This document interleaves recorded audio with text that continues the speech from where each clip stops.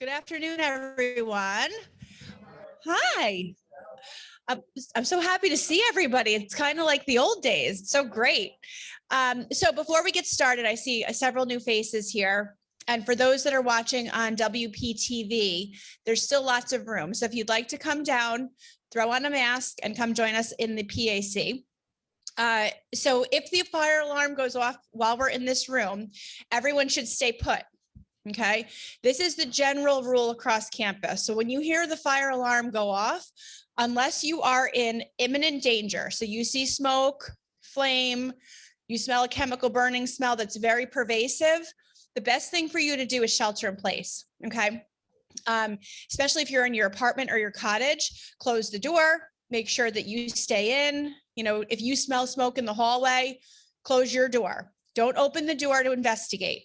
Okay, we saw this in the fire in the Bronx.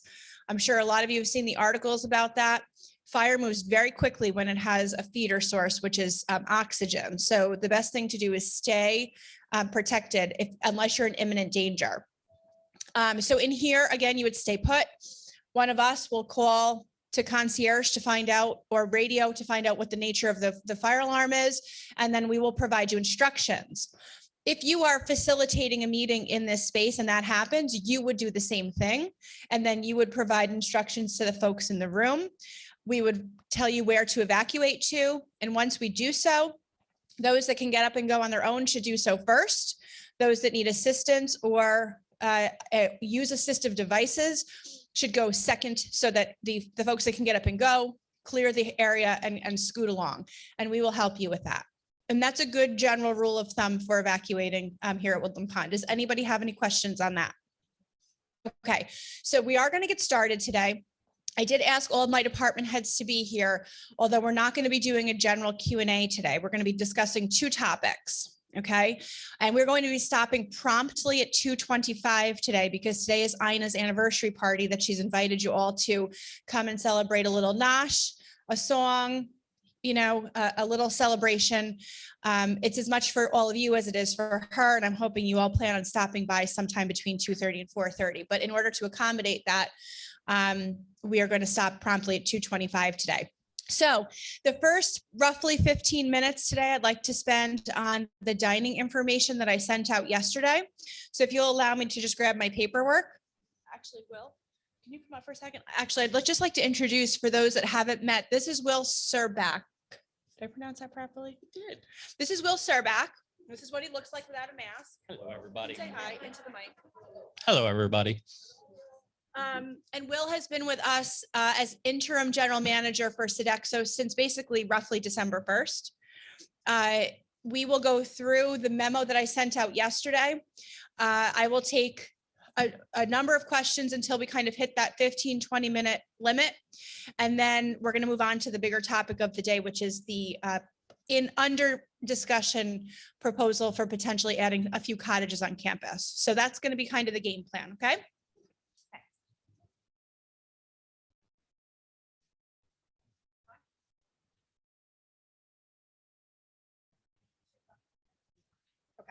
If you want to sit or stand, it's up to you. I'll sit. Okay. Okay, so all of you at this point should have either seen in your cubby.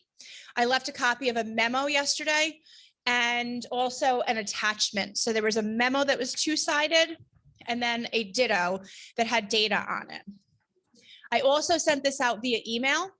And I would just like to plug something for SUSCOM, although they don't know that I'm doing this right now.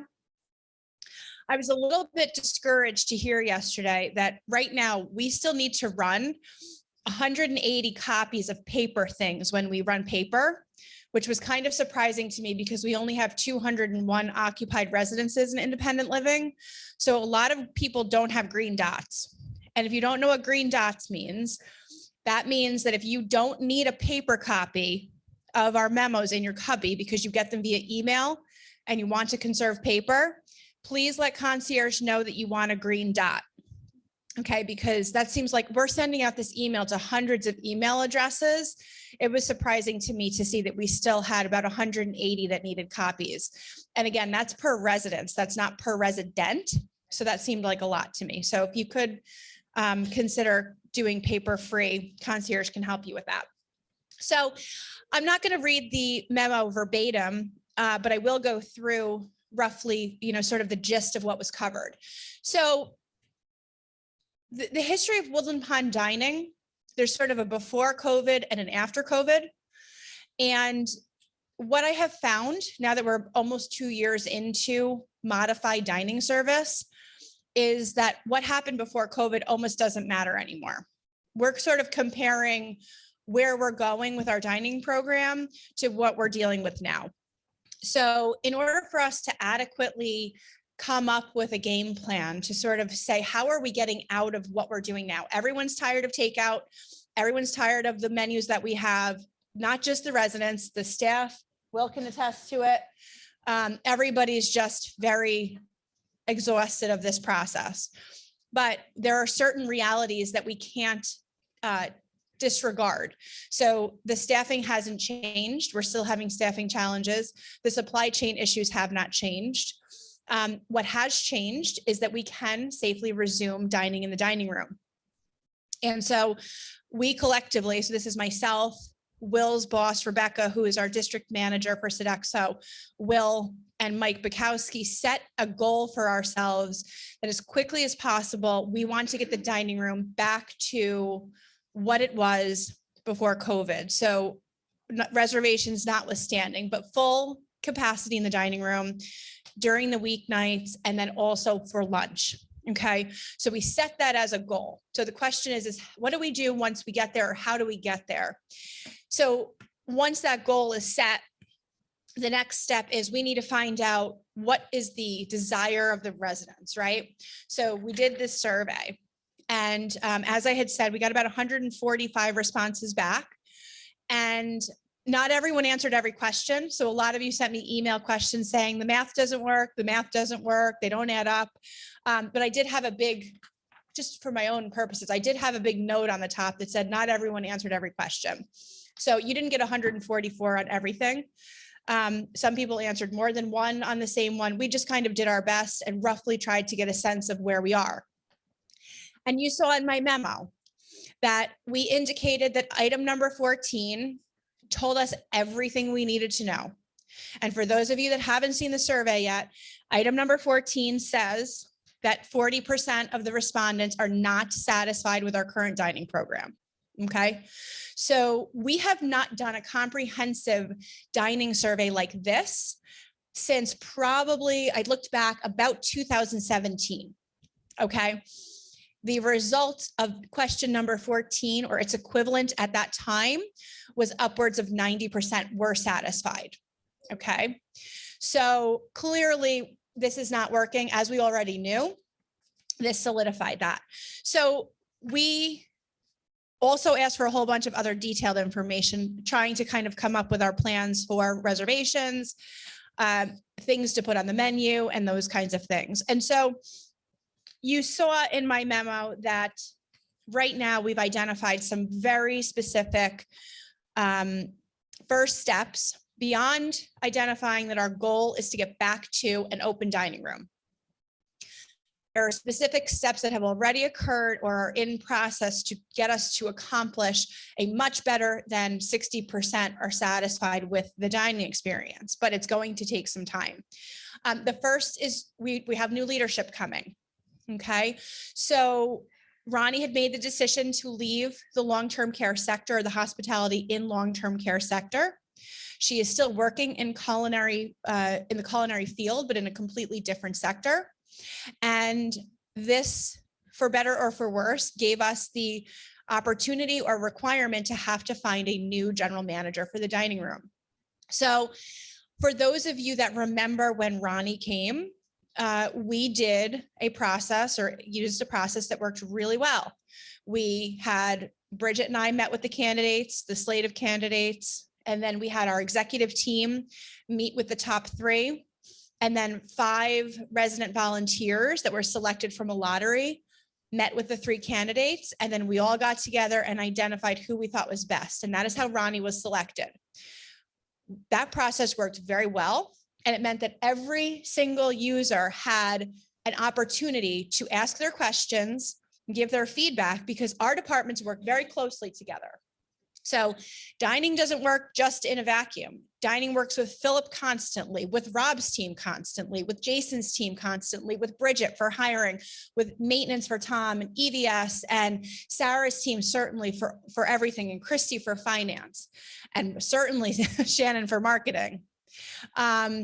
So it's very important that every single person that's part of the business process has an opportunity, and even more so that the residents have an opportunity. So we followed that exact same process this time. We had asked residents that wanted to be part of the process to sign up at Concierge. We picked 5 at random. There were probably 20 that signed up. To my recollection, none of those that were on this panel were repeats. I think they were all different people. We had a mix of people that were here before COVID, people that came in the middle of it, and people that just had come. So it was a nice mix of the 5. And we ultimately, they were able to interview the 2 top candidates that came through. And then there was one more that kind of eked their way through, but their resume really was kind of subpar. So as you saw in my memo, we have identified a candidate. And thank you to everyone that participated in the process, my exec team and the residents. This person will be starting on February 7th. And this person brings a beautiful mix of hospitality, having come from working and managing a local inn for 10 years that also does weddings, catering, dining room, and so forth. So she's got a strong hospitality background, but sandwich, the bread pieces of that sandwich were long-term care before she was in hospitality, and hospital setting, food service, culinary service for the last several years. So she brings basically what this person needs to do, because Ronnie's replacement, this person isn't just responsible for the independent living dining room. They're responsible for the health center, food service, regulatory compliance, and the hospitality that comes from the main dining room. So we're very excited about that. So thank you to everyone. Again, that person starts on February 7th. This process took approximately half the amount of time that it took to bring Ronnie on board. So I want to thank everyone for working hard and expeditiously to get that done. Will stay with us as long as we need to get this person fully up and running and ready to go. And we thank you for that. Okay, so the next thing is new supervision. Okay, so many of you remember Raz. So Raz was our most recent dining room manager, and he was here for a couple of years, but during COVID, he decided to leave this industry. I understand from Betsy that he's at Diamond Mills in Saugerties, which is my neck of the woods. I'll have to get in there and say hi. We have tried to be recruiting for a dining room manager for some time, but for a long time, our dining room was closed. So it's hard to recruit, and didn't make a ton of financial sense to recruit when the dining room was closed. And since the dining room has been back open intermittently, the workforce has just been decimated. We don't really know why.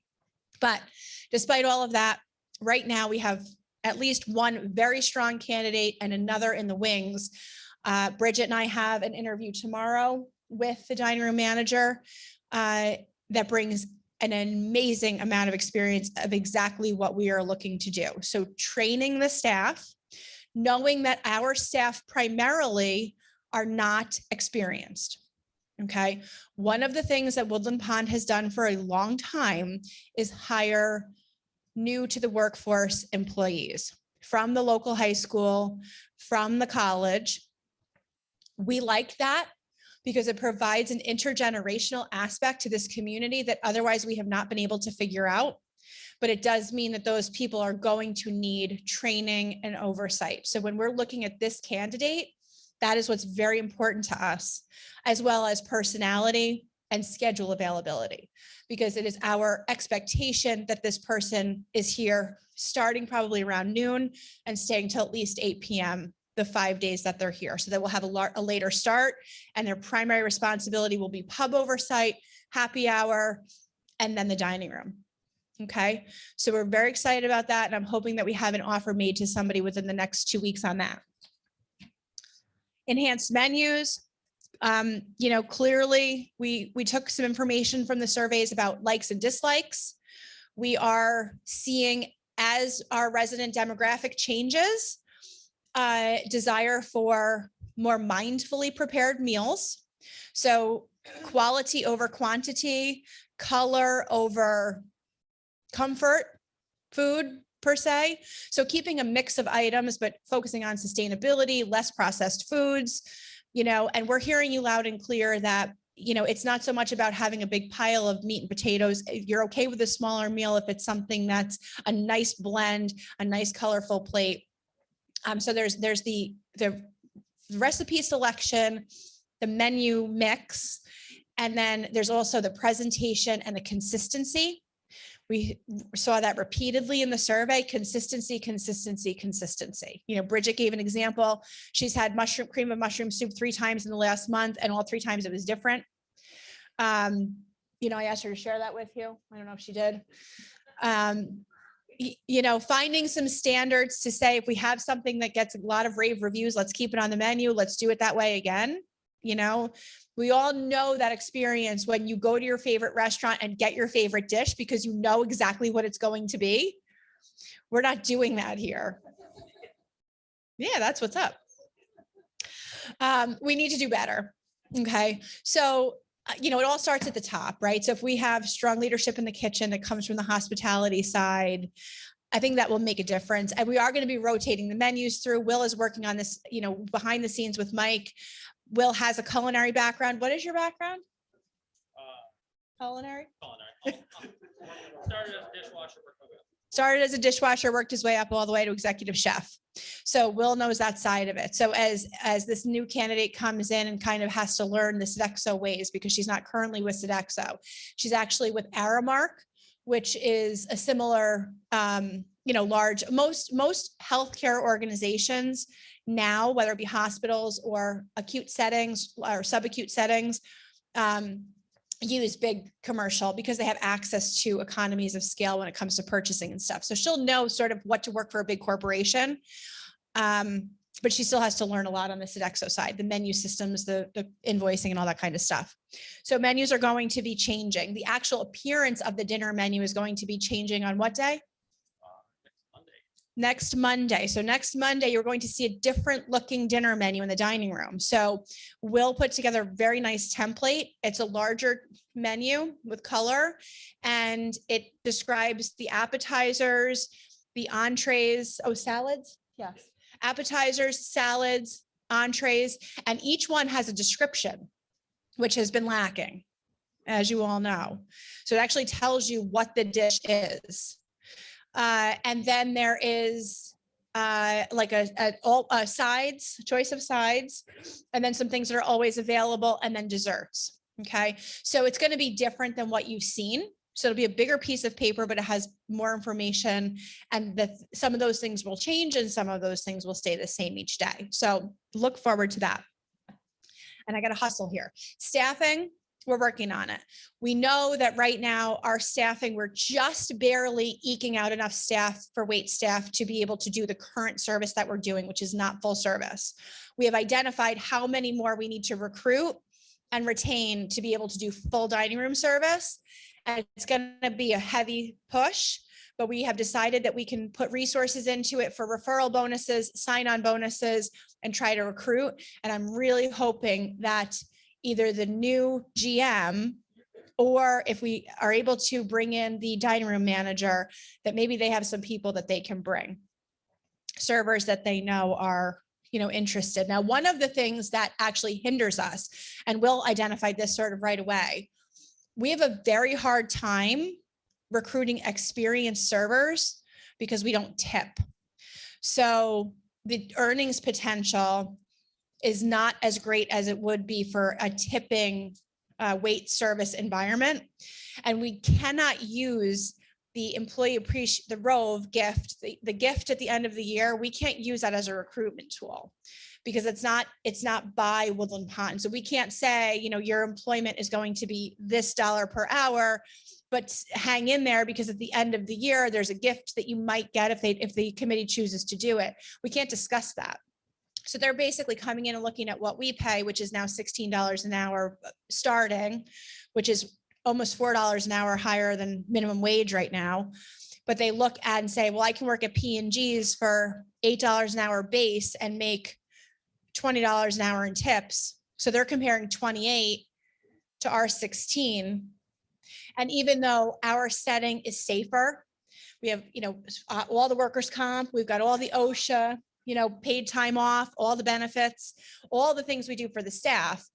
When you're just living paycheck to paycheck, the difference between 28 potential in earnings and 16 is a lot. So, right. It's the same for, sort of all of the places that are in our boat. So we're in a tough spot in that way. So we have to kind of figure out how can we get around that? Because we cannot afford to pay $28 an hour just with this many staff. Dining is our second largest overall payroll. Right now, dining payroll for next year's budgeted at for this year's budgeted at $1.5 million. So we're already up there. Imagine going percentage wise from 16 to 28. And that's a huge percentage increase. We can't do it. So we have to figure that out. And then I did mention we haven't made a decision yet on the reservations. I explained in here why the reservation system works so well for your experience once you're in the dining room, because it doesn't pile everybody into the dining room at the same time, but we know that it's not as flexible. So what I think we can get to, and Will and I have to discuss this with the new general manager, once we're fully staffed, we should be able to get to some kind of a hybrid where there's a reservation for the highest desirable times, and then everything else is a walk-in, so that we can kind of marry the two. I'd like to see us get to that, but it's contingent on staffing. So that's where we are on the dining program. I can take 2 questions. Maddie, question number 1. On that side of the menu? We are going to have items that are going to always be available if that's what you're referring to, but we're not calling it that anymore. Okay. But if those of us who remember that are looking forward to it, we're not going to be disappointed. I don't know. Why don't you send me a specific list of what you're hoping to see? Hamburgers. Okay. Hamburgers? Yes, hamburgers are on there. I don't know about that. We'll have to see. Yeah. I don't know. Just if you have something that you wanted to see on the always available menu, you can send me an email or send it to Will, and we'll see what we can do. My question has to do with nutrition in terms of the meals. As I understand it, the dietitian works mostly for the health center. Who is responsible for balancing in a nutritional way the meals so that we don't get pasta and potatoes? That type of thing. Somebody who really understands how to balance meals. So in independent living, residents are responsible for what they consume. That being said, we are responsible for the menu composition. So we always offer something that can fit into anybody's nutritional requirements.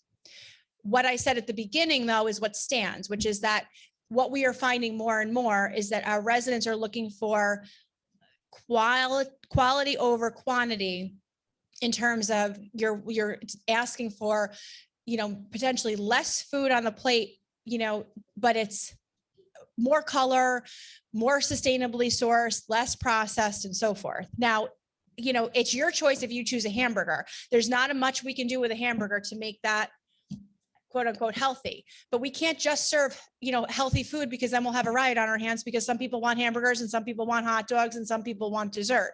So it's up to us to make sure that we're giving you options, and that's what we're focused on. Okay, so that was dining. Okay. Thank you.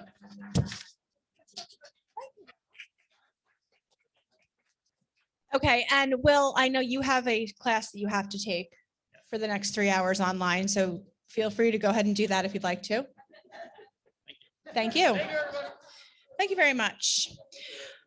Okay, so next, the under consideration cottage expansion. So back in the summertime, we let you all know that our board of directors, which is comprised of how many people, Ray? Roughly 12? Roughly 14, or actually 14 individuals now. So our board of directors is actually one of the biggest in our history. They are comprised of volunteers from our community, including 2 residents. 2 Woodland Pond residents are on our board, and they're voting members of the board. And one of the responsibilities of our board is to be engaged in strategic planning. Okay, so our board has the board and its officers, and then there are 5 committees. One of those committees is a strategic planning committee. The strategic planning committee is primarily there to ensure that Woodland Pond is constantly doing long-term planning. Okay, so in 2017, which was the first year after we became standalone from Health Alliance, we adopted a strategic plan. Prior to that, there was no strategic plan. Kingston Hospital, Health Alliance, they had their own strategic plans. Woodland Pond was the stepchild with no strategic plan. So my department heads might remember that many years ago, I asked you to put together, we had pillars, and I asked you to set goals, different things. And that was where the impetus for our strategic plan was. So we have a strategic plan that has 5 different sections of things: financial growth, programmatic physical growth. Oh, no. There's growth, and then there's different types of growth. And there's employer of choice, and then there's different ways we're going to accomplish that. Financial stability. There's a whole thing and all different things that we're doing inside of the strategic plan. If you're interested, it's in the library. It's always there, just as our board minutes are. We are very transparent. Everything's there for you. Feel free to look at the strategic plan. It gets updated periodically when we have changes to it, but at least once every 6 months or so. It's a 1, a 3, and a 5-year strategic plan. So every single category has 1, 3, and 5-year goals, and we're constantly updating it. And one of the things that we know is that we, at some point, are going to be faced with the opportunity for, or the requirement to consider expansion. And we are at that point. We are full with a waiting list basically everywhere. Our largest units, so the Dogwood, the Oak, and the Cottage style units, have extensively long waiting lists, years long. And we want to serve our mission. We want to be able to do what we can for the region's seniors, be the retirement community of choice, do it responsibly. And if it means that we can do so in a way that also provides additional financial stability to the community, our board and myself and our executive team has a responsibility to consider those things. So once we realized that we were going to end this year full, and once we realized that our cottage waiting lists are just continuing to grow, and Shannon has basically stopped taking new waiting list deposits for the cottages on and off because the list is just so long, our board had to have the discussion to say, what can we do with this list? Because we are going to lose people that really want to be at Woodland Pond and would be a great fit for this community. But we're telling them, we're not going to have anything for you for 5 years. We're not going to have anything for you for 10 years. They want to sell their homes because the market is hot. So we have a waiting list that's interested. Can we add capacity? So we developed what's called an expansion committee. Okay. So our strategic planning committee is a standing committee. And then under that, there is an expansion committee. And the expansion committee is comprised of members of our board, Tom Tango, myself, Ray Smith as a resident is on that in his role as a board member. And then we have some community partners, banking and so forth. So it's a number of members of our board. And the sole purpose of this committee is to investigate and do due diligence on potential expansion. Now, many of you know that Woodland Pond is mostly land poor in that we cannot, it's development land poor in that we are almost completely developed as much as we can. Everything else that you see, so we have about 84 acres. We have very few acres, I would say probably less than 5 that are still developable because everything else is either in a conservation easement or federally protected wetlands. So everything in the front is federally protected wetlands. A lot on the sides of looking at North Putt Corners Road is federally protected wetlands. And basically everything in the back, and especially down the hill, is all in our conservation easement. So we've only developed on about half of our land, but we really can't touch most of the rest of it. So we knew that if anything, we would only be able to potentially add a couple of freestanding units. So the board did authorize a preliminary low-cost review of the property by our civil engineers over the summer to identify potentially where we could add cottage-style duplexes like we have now, using the same footprint roughly that we have now. And they really only identified a couple of locations. We eliminated from consideration the one at the front entrance.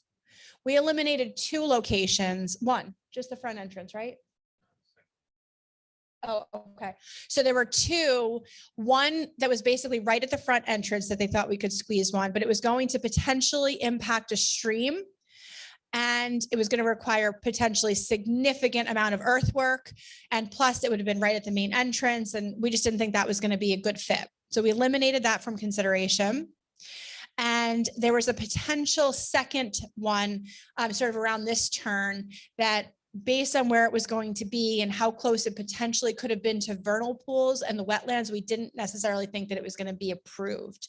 So we have an existing site plan that came from many, many years of negotiation, because when Woodland Pond was originally contemplated, the environmental advocates in New Paltz and in the county had a very, very loud voice at the table. So our footprint and where we are now was as the result of substantial environmental reviews, an environmental lawsuit, the implementation of critter crossings, and rerouting different things on campus to make sure that they weren't impeding wildlife and the natural setting. So where we are is kind of where we are because of that, but we needed to take that into account. So ultimately where we are is based on not having to disrupt much and marketability. We've identified 3 locations and submitted to the New Paltz Planning Board a preliminary site plan back on September 7th. That was a public meeting. I know a lot of you watched it on Zoom. The following 3 locations.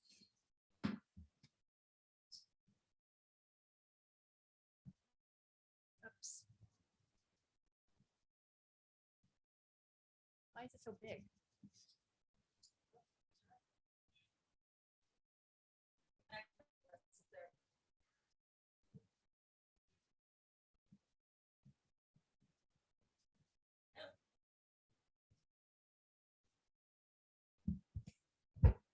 Okay, so I'm going to try to do my best to kind of point this out. So this is our main entrance here.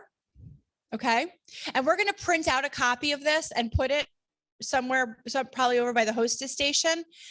The first contemplated cottage is roughly near Cynthia and Armin Fisher's, sort of near where the branch trailhead is right now.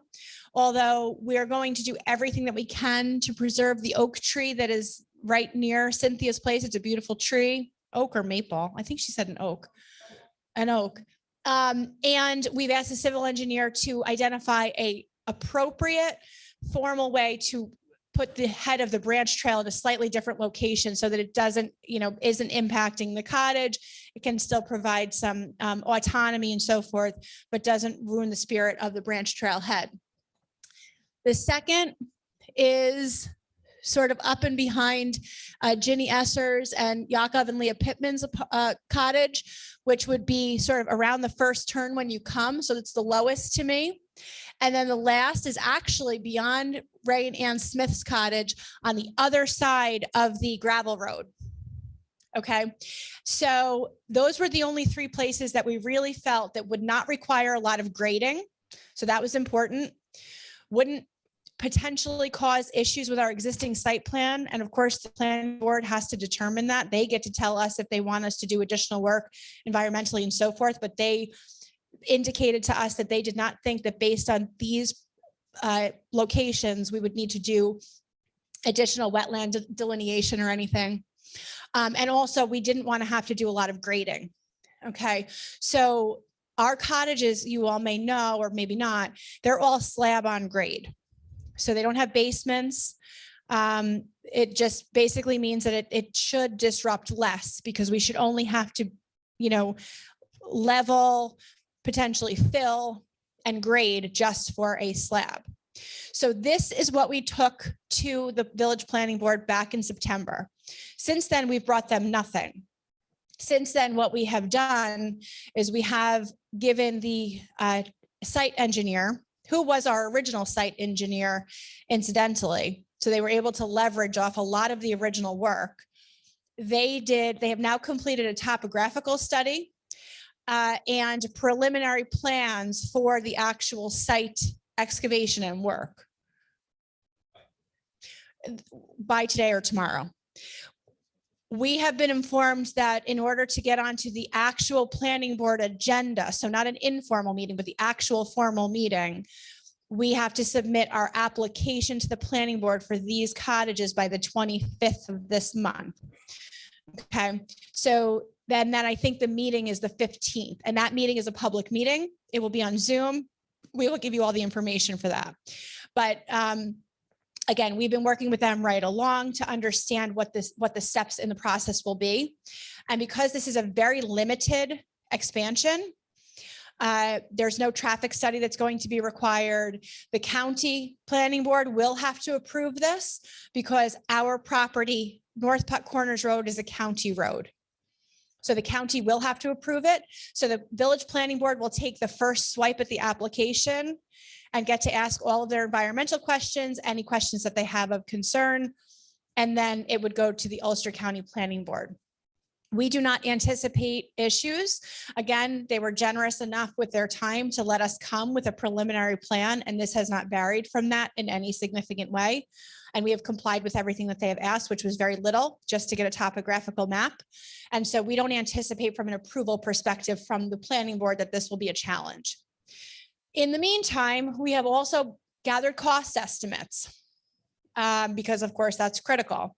So we have worked with local builders to determine, based on today's building market, which is strained, how much is it actually going to cost to construct these roughly in the same footprint that we have, and how much time will it take based on availability of contractors and so forth.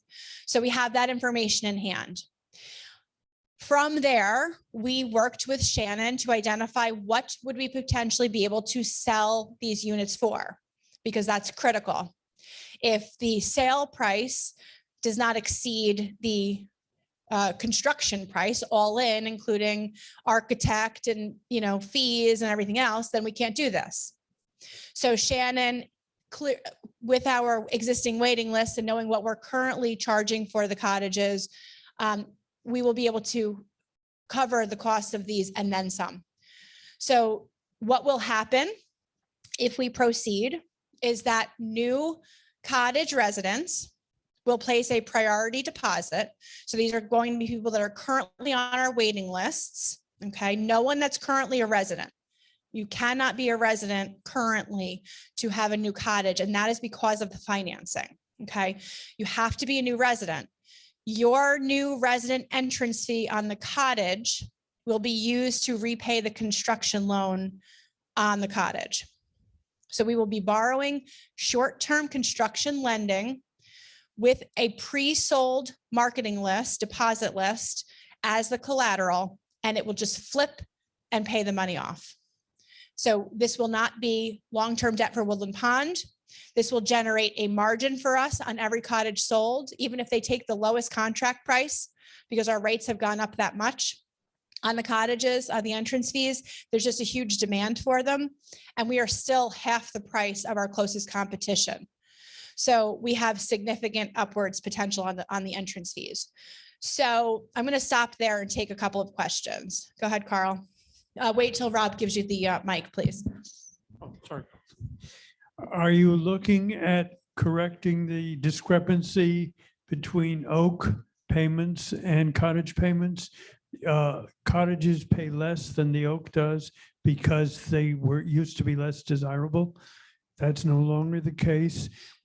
So Rob, if you could just scooch so I can see everybody. Sure. So actually, Carl, monthly service fees we haven't discussed yet, but your question actually has a different historical background than what you've suggested. So the cottages typically, and I have actually quite a bit of data on this, so I can share this with the community as needed. The cottages typically in any CCRC are the second or third least expensive monthly service fee. And the reason for that is because there is a benefit to being in the building, and ease of use and so forth. So I have done an analysis of all of our competition to ensure that we're doing it exactly the same way. The cottage monthly service fees are typically never the highest. So I don't anticipate that to change. What they're going to be for the new cottages, I can't say.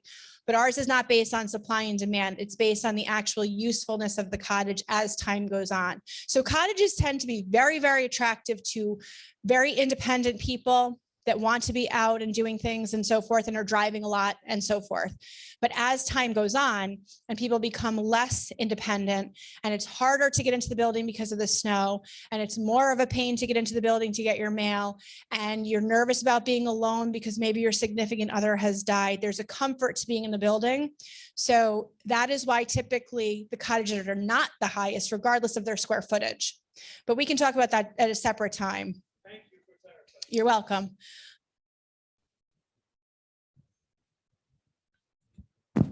Thanks.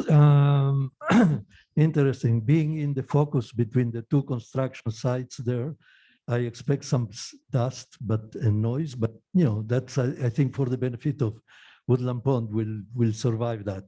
An unrelated question, or related to some extent, was there any consideration about adding apartments? Is there any limitation on the height or the extension of the buildings, the existing buildings?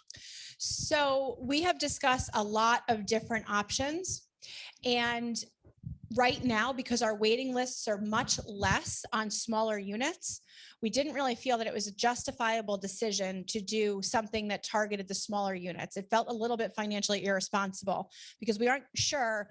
Our smallest units, for example, we have a very hard time selling willows and spruces right now. And that's totally different than it used to be. It used to be that everyone wanted the smaller units. Now Shannon has a very hard time selling them. So we really didn't give it a lot of serious consideration because right now we know that our demand is for those largest units. I guess we could bring it. Do you agree with that assessment, Ray? You agree with, we didn't really give too much consideration to apartments because we just don't have that demand right now. But that's a good question. Now, just one point that I will make. So the building code has changed in some ways since we built the existing cottages. And so in all cases, they will be more efficient and so forth because of the building code changes. We are going to look at finding ways that we can introduce aspects of sustainability beyond the existing cottages. But the issue with that is sustainability comes at a substantial premium. So we also have to make sure that we can still generate enough entrance fee to cover the cost and, put some money into the community. Okay, this should have a stabilizing effect because at the maximum, we're only going to be adding 12 potential residents, right? So 3 buildings, 2 units, potentially 12 residents. So we don't really have to add staff for this, maybe a housekeeper, maybe a maintenance person, but we're not adding, copious amounts of staff for 12 more people. But we potentially are adding all of those monthly service fees, which theoretically, if we're not adding that much more cost, can help go back into the community coffers. So, it's allowing us to marry the waiting list that we have, sprinkle a little bit more cash flow to the community without putting a substantial burden on needing additional FTEs. These units can tap into our existing sewer and water and electric as well. And all of them are within our footprint of being in the village. So I'm not sure how many of you are aware of this, but we are the last square footage or linear footage of the village in New Paltz. And in order to be where we are, we actually had to annex this location from the town. So, well, not all of it, but part of it. So we needed to make sure we were going to stay in the village. We needed to be sure that we weren't going to put a greater emphasis or use on our sewer and water system. So all of this works in our existing footprint of available resources. And that's confirmed by the civil engineer and the site engineer. So this is what the planning board is looking at. So it's not going to be a significant, drain on resources or anything like that. I think there was another question. Sorry. Yeah. Rob's in charge. I don't think he's seeing me. Rob, there are some questions up here too. Go ahead, Joy. Hi, I just wanted to thank you for including residents' voices in general. I think these meetings are really helpful. This is very exciting, and I have a question about the price point. Because it sounds like you can increase the price point because of the interest.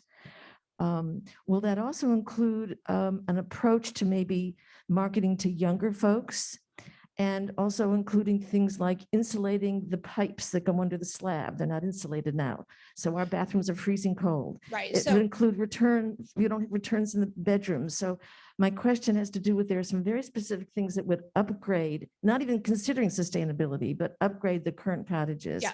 If you're including those, thanks. Yeah, so all of that is 100% in consideration. And just for the record, none of us designed the cottages.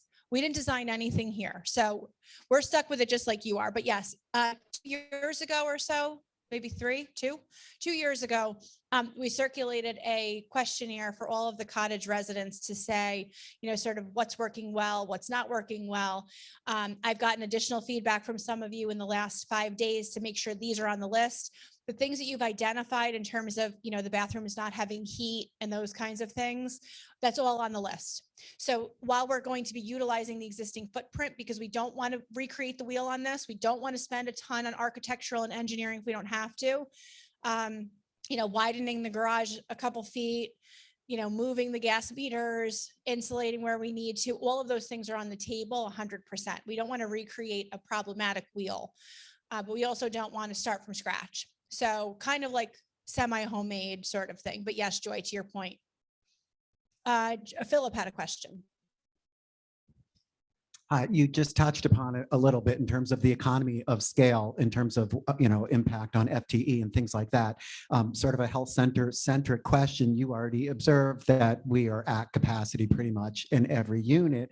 Now we're adding about 12 people. I know it's impossible to predict the future, but I'm wondering what kind of thought went into analyzing what that impact or how it will affect our admission policies in terms of number of people outside the community we accept and things like that. Right. So that's exactly it, Philip. So here in New York State, New York State, the regulators are very heavy-handed.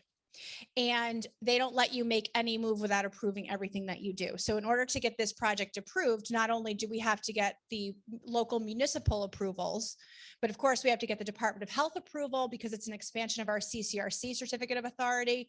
And we have to get the Department of Financial Services approval because they want to see an actuarial study that tells them that this is financially sustainable. And we have to obtain that from a third-party actuary. We can't do anything just on our own. It doesn't work that way. So one of the things that they look at is the ratio of health center units available to independent living. And when Woodland Pond was built, the state decided back in 2010 or 11 that we had 35 too many health center units for our ILU.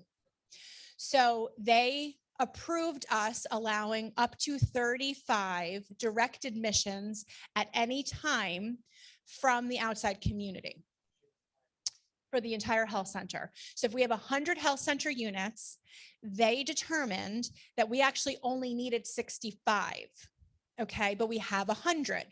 So they gave us permission years ago to bring in up to 35 direct admissions across the 100-unit health center at any given time so that we don't have empty beds.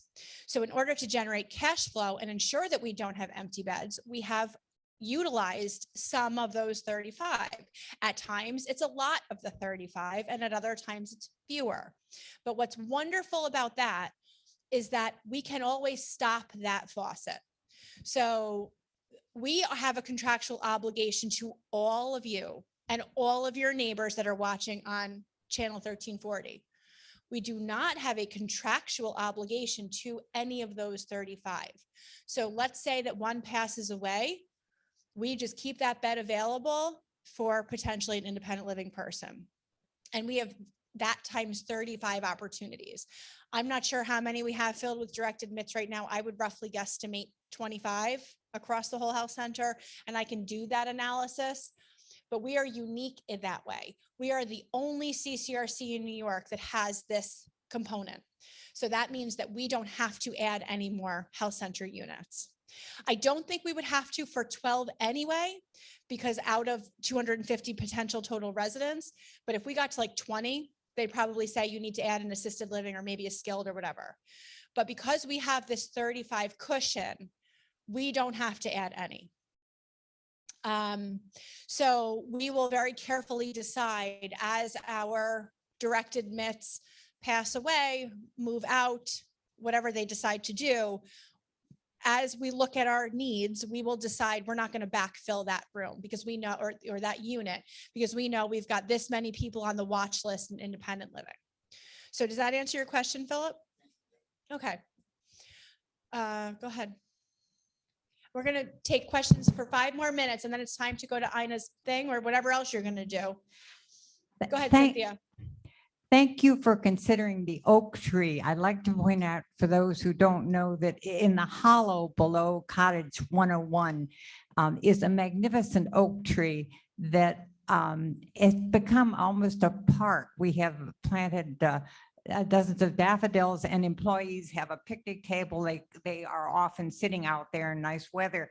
And as I say, if you're not a tree hugger, I will just read you the poem by Joyce Kilmer about magnificent trees. I think I shall never see a poem lovely as a tree whose hungry mouth is pressed against the earth's sweet flowing breast, a tree that looks at God all day and lifts its leafy arms to pray, a tree that may in summer wear a nest of robins in her hair. You may, I can't remember, oh, upon whose bosom snow has lain, whose intimately lives with rain. Poems are made like fools like me, but only God can make a tree. So Hear, thank hear. you. If you can save that tree, we will all be very happy. Well, well, we certainly wouldn't want anyone to chain themselves to a tree or any such thing. So what I would suggest is we will do all that we can to save that tree. And maybe we'll even get a little plaque with that poem on it and a little stand and put it by that very tree. I thought I saw one more hand up. Yes. Go ahead, Rhea. My question is a little more prosaic than Cynthia's poem.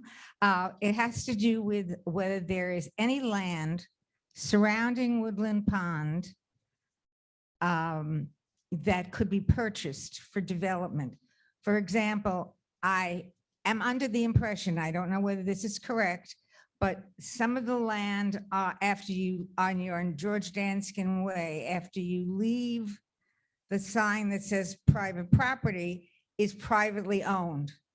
I wondered whether there's any consideration of looking into whether that land could be purchased for further development. So the short answer is yes, there are private owners of land that are adjacent to Woodland Pond. I think that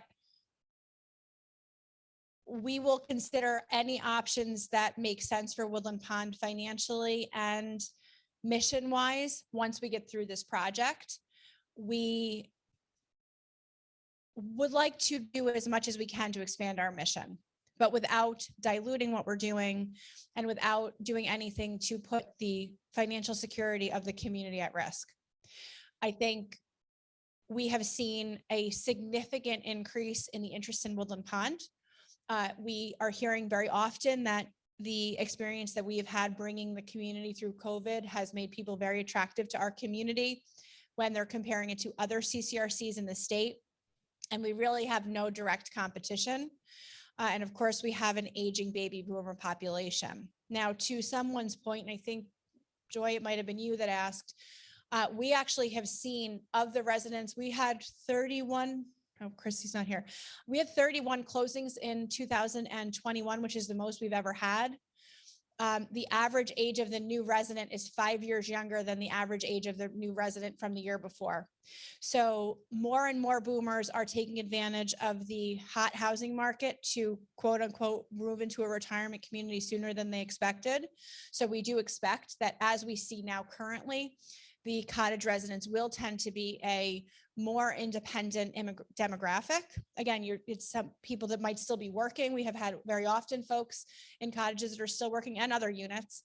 But the overall trend is that people are looking to get into communities like this because, as you will see in other parts of our strategic plan, as we go through and kind of get past this piece, we're going to be putting a great emphasis on wellness and expanding wellness programming, wellness support. It's just sort of the way the model is going. And I think we're going to see a younger and younger move-in age as time goes on.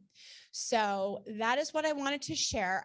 Was there anything material that I didn't cover about the plans? Right. Okay. So just timing wise, we anticipate that, assuming we do take this to the planning board next week, that we're hoping that we can get planning board approval in about 4 months. We'd like to start earthwork maybe May or June, start building vertically in June, and then we anticipate a 3 to 4 month building process, best case scenario. That's based on what the builder is indicating, and of course indicates access to materials and labor. It could be longer than that. But it's just 3 duplexes, shouldn't be a ton of earthwork. Theoretically, we could have these things up if we get all the approvals and everything in place by Christmas. But there's a lot of, variables there. Is it all or nothing? We haven't really talked about whether it's all or nothing. We have not, it's definitely not all, because we had more that were potentially contemplated, but we have really talked about it as if it's the 3. Okay, thank you. Yeah, I mean, we have the sufficient waiting lists, and as I said, the village planning board hasn't balked at this, and we've had the preliminary financing conversations. And again, to Philip's point, I do think that if we, try to do anything more, we potentially could have an impact on the health center that we don't necessarily want to contend with just yet. Go ahead, Cynthia. Why is the cottage on Danskin Way facing the path going down to the retaining pond? Why isn't it turned around such that the driveways would be right off of the Danskin Way? Don't use this as anything. This is just to show you the placement. No design work has been done. Our Photoshop guru, Tom, just Photoshopped them on there, but we haven't decided the articulation of any of the units at all. This is not a schematic design. This is just an artist's rendering. Yeah. Okay, last question, Ann Gordon. Yeah, And Paul, I guess. This Go is ahead, Ann. a general question, not a specific one. And it's my question of the strategic plan. Is there anything in the strategic plan that addresses the physical condition of this building? Oh, yes. The fact that we need a new kitchen, that carpets and painting need to be done here. Yes, I would not say that we need a new kitchen. Our kitchen actually is pristine and in very good shape, but yes, there's no doubt that all of this has to go. So, well, yes, but we don't have the money for it. So it's determining how do we get that money to do that? Because one of the things that we see happen is that communities get to our age and they have a third of the money and they do a third of it. And that's a huge problem, because you can't really just do a third of it. You have to really be able to do the whole thing at once, because when it's time to do the second third, maybe the money's not there. Or when it's time to do the third, maybe something happened and took the money. So our strategic plan knows that this has to get done within the next 24 months. Tom has started collecting interior designer names that do these types of communities. And we are beginning to develop the budget for what that's going to be. But this type of expansion and further expansion, if we can do it, is what communities use to finance these things. So you're not dipping into the existing resident pockets. You finance because they're millions and millions and millions of dollars. The carpet in this building alone is $1.5 million, and that's designed 15 years ago. And it wasn't created to the level that it needed to be. We should not be replacing this yet. This should be 25-year carpet. So we know it's going to be many millions of dollars to do this. So we have to generate that through these types of expansions and other ways. So yes, we know it has to be done. And we will not be doing the design work, and neither will the residents. We're going to be hiring interior design firms to do it. But it's a long process and it's very expensive.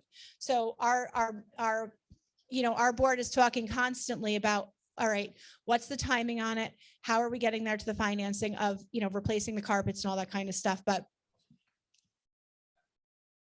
right. And we also have, and Tom's reminding me that not only the physical component of this, because that's one big, huge bite at one time that has to be done all at once.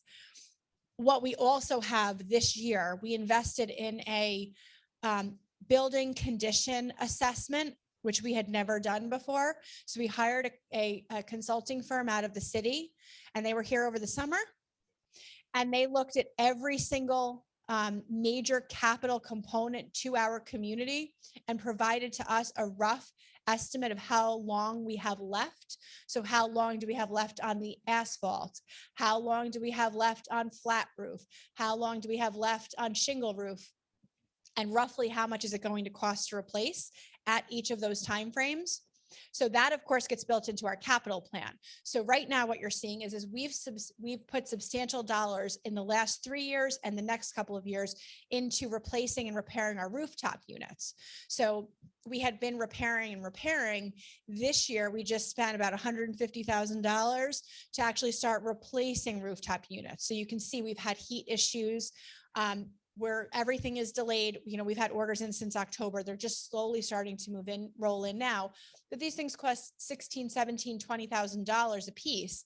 We have to be able to budget for that. So we, as Tom said, we did this building condition assessment. So the board has all of this information. So while we're dealing with COVID and dealing with staffing and everything else, we're really looking to the future and figuring out how do we get to the next steps. So these are all ways that we do that. These have been great questions. We're going to wrap up so that everybody can kind of go get on with their day, but you know where to find all of us. Thank you all for sitting in on this. I know this was a long slog, but it's important for everybody to have the same information at the same time. The next news that you'll get from us is that we're going to start putting together some sort of an update board. I can't tell you when. This week is kind of shot for me, but we'll put something together sort of to stay out by hostess station or something that just gives you time frames so that you know the important dates, that you know where we are. It will have, as the design gets closer and closer, we'll get there. But thank you so much for your involvement in this. I hope you have a great afternoon.